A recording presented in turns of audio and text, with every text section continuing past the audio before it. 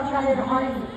যে তাদের সংস্কার করার কথা ছিল, যে মূল অধিকারগুলো মানুষের দেওয়ার কথা ছিল এক বছরে, সেটাও তারা পূরণ করতে পারেনি।